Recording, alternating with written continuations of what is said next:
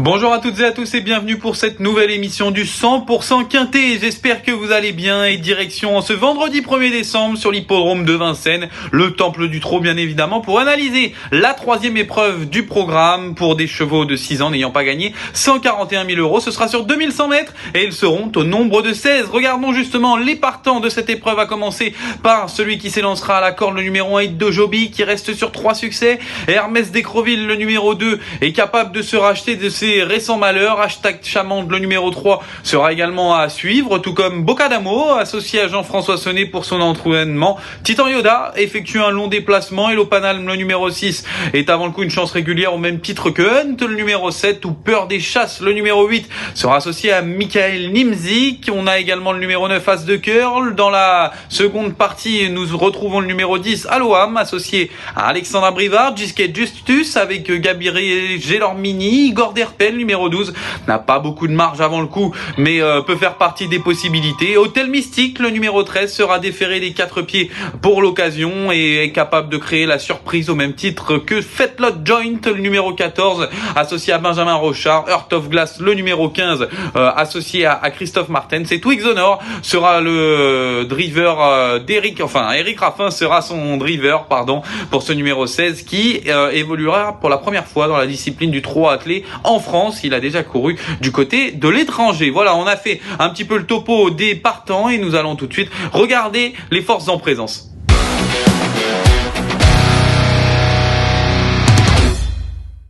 Le papier de cette épreuve, donc on va tenter des petits coups de poker et peut-être essayer d'éliminer quelques favoris, et nous allons débuter par un vrai coup de poker que je tente dans cette course. C'est le numéro 2, Hermès d'Écreville. Hermès d'Écreville, voyons-le justement en course pour se faire une idée. C'était lors de sa dernière tentative, le prix Triton, le 24 novembre dernier, où ce jour-là, vous allez le voir, c'est la casaque marron qui a été très malheureuse, qui a eu beaucoup de mal à s'extirper du peloton, et donc Hermès d'Écreville terminé de belle façon. Une fois qu'il a pu trouver l'ouverture, il a terminé vraiment en roue libre et montrant justement sa forme et montrant qu'il était capable de rivaliser avec les meilleurs. Ce jour-là, Hermès d'Écreville, le numéro 2, qui est accrédité donc d'un super numéro dans cette épreuve, qui est crédité également d'un très bon engagement pour l'entraînement de Bruno Marie, un cheval qui a déjà gagné sur ce parcours entre-temps 12-1. Bref, j'y crois beaucoup. Je pense qu'il est capable d'épingler une épreuve de cet acabit. Il a en tout cas montré les moyens pour. Il y aura d'ailleurs une cote assez intéressante.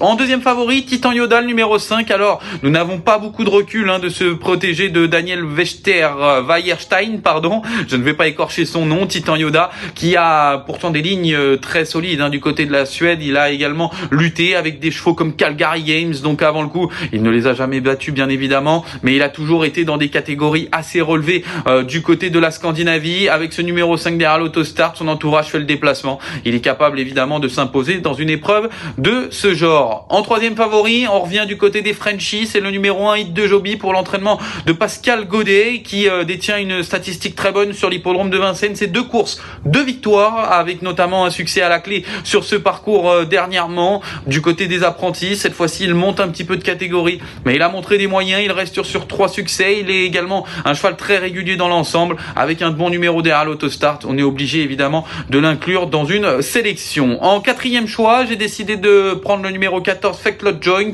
qui fait partie des possibilités. Voyons d'ailleurs sa course de référence, c'était du côté de Vincennes, le prix Misard, où ce jour-là le cheval a été vraiment très malheureux dans l'ensemble. Vous voyez justement son partenaire qui ne parvient pas justement à trouver l'ouverture dans la ligne droite. Il a terminé avec beaucoup de ressources et il a montré également sa forme ici. Il y avait également Bocadamo qui terminait bien à l'extérieur et qui portera le numéro 4 et qui le battait aux abords du poteau. Fetlot Joint, associé à Benjamin Rochard, un driver très en forme actuellement. Il a un numéro un petit peu à l'extérieur, il n'a pas beaucoup de marge, mais s'il parvient à se faire ramener, il fera partie des belles possibilités de cette épreuve. Et enfin, mon cinquième choix, ce sera le numéro 5, donc Bocadamo, le numéro 4, Bocadamo, associé à Jean-François Sonnet, qui sur ce parcours a eu 2 courses pour 2 places, 100% de réussite dans les 5 premiers. Il a déjà trotté 11 effractions, il n'a pas beaucoup de marge, mais il fait partie des possibilités dans cette course. Si on inclut Fetlot Joint, on on est obligé d'inclure Bocadamo, qui est un bon numéro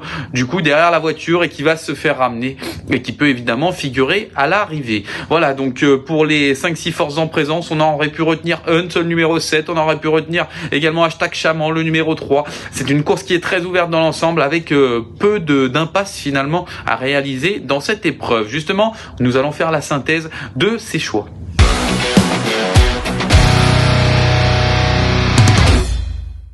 La synthèse donc de ce quintet plus avec donc mes choix, à commencer par le numéro 2 Hermès d'Écroville qui est le coup de poker à tenter, le 5 Titan Yoda, le numéro 1 Hit de Joby, le 14 Fake Lot Joink donc qui sur cette course de référence qu'on a pu voir tout à l'heure fait partie des possibilités au même titre que le numéro 4 Bocadamo. 2, 5, As, 14 et 4 pour ce quintet plus de ce vendredi 1er décembre, et je vais également vous donner un petit chocolat puisque nous approchons désormais de Noël et le calendrier de l'Avent qui s'ouvre pour ce 1er décembre et qui sera donc dans la 8e épreuve du programme, le numéro 3 Joya Bella, associé à Mathieu Mottier pour l'entraînement du très en forme et redoutable Charlie Mottier.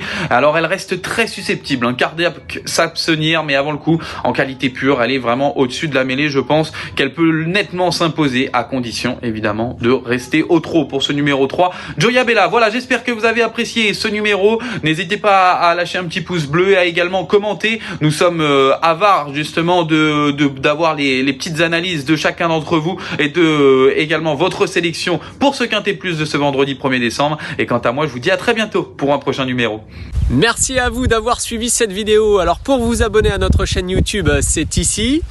Et pour suivre encore plus de vidéos Paris Turf, c'est de ce côté.